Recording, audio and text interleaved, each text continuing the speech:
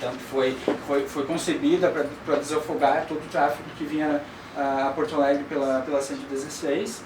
Então são 3 lotes de construção.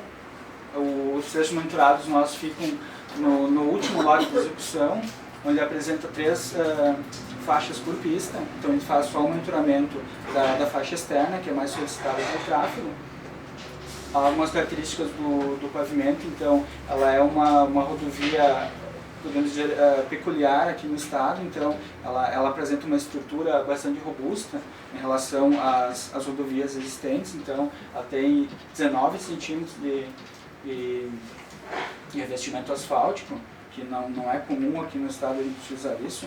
Por exemplo, a Freeway, que tem também um grande volume de tráfego, apresenta 8 centímetros de revestimento asfáltico. Aqui tem 2 camadas de 7 centímetros de concreto asfáltico convencional e a camada de rolamento com ligante modificado. Então foram implantados 2 trechos, depois foram escolhidos em relação ao subleito. Vou mostrar mais depois para vocês da condição do subleito.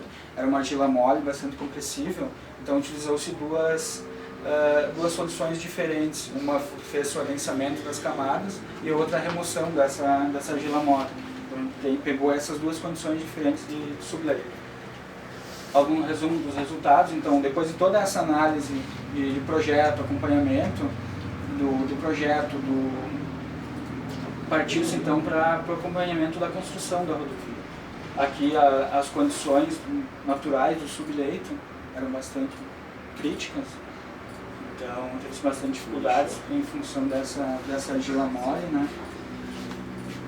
E um trecho então foi feito o adensamento. Ela apresentava uma capacidade estrutural um pouquinho maior, então ela tinha um CBM um pouco maior, então ali fez o adensamento então através de geodrenos, para a consolidação desse material e a construção do aterro depois em cima dessa camada. Em outros locais fez-se a remoção de todo esse material, cerca de 2 a 3 metros, todo o material removido e reconstituído com areia. Então, a forma um reforço no subleito e também uma camada de drenagem.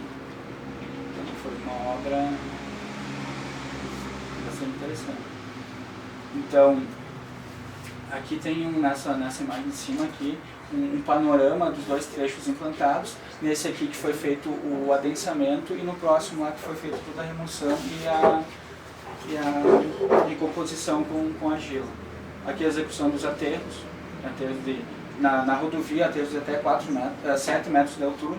Foi no quilômetro 16 que a gente fez aquele levantamento. Isso, nos 2, no 16, no 15 e no 16. E aí, aqui todo o acompanhamento do aterro, aqui nos trechos, teve aterro máximo de 4 metros. Qual era o tipo de solo antes? Antes? Na 448. Era um... Eu vi que tu estava dormindo na hora. Aqui, ó. Esse era não, eu ia te fazer outra pergunta, porque começou a alagar ali, né? Por isso. Sim. Daí eles estavam questionando que a culpa era do aterro que eles tinham colocado. Teve uma questão de que o aterro ele atuaria como uma barragem. Isso. Um dique para represamento da água. Não sei, não tenho informações sobre isso. Isso está tudo. Possivelmente antes ali era a área alagável, né? Como não tinha o dique, toda a daí movimentação sim, quando tu construiu o dique, barrou. Mas continuando. Tá com fome. O churrasco já está próximo. Então, a composição, toda a construção das camadas também, depois o aterro, a construção do macadame, então todo o controle de deflexão realizado também nas camadas do aterro, realizado o controle de compactação aqui da camada de macadame, controle granulométrico, base também, aqui o macadame de 21 centímetros de macadame, uma base de 19 centímetros de brita graduada, então realizou todo o acompanhamento de caracterização de materiais, Larissa, também, né? E o controle de execução. Então, 2 camadas após então, a base, 2 camadas de 7 centímetros de revestimento asfáltico com ligante convencional. Todo o concreto asfáltico, tanto do binder como rolamento, com adição de cal. Então fez todo o acompanhamento, desde de verificação da granometria, verificação do teor, controle defletométrico dessas camadas, realização de ensaios A com faixa era diferente modo da camada de residência. rolamento? Não, os dois, tanto o rolamento como o binder, faixa B, o que muda só o ligante fosfato. A composição é a mesma para as duas camadas, só convencional e modificado em cima. Foi executada 2 de 7, foi compactado 7 direto. Sim, mais 7, depois mais 8. E após E aqui é a final do canal de rolamento com 685. Aqui, para a implantação dos trechos, a gente teve uma grande dificuldade.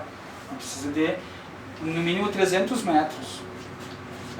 Em um trecho que não seja em curva, não em aclive e não em declive também.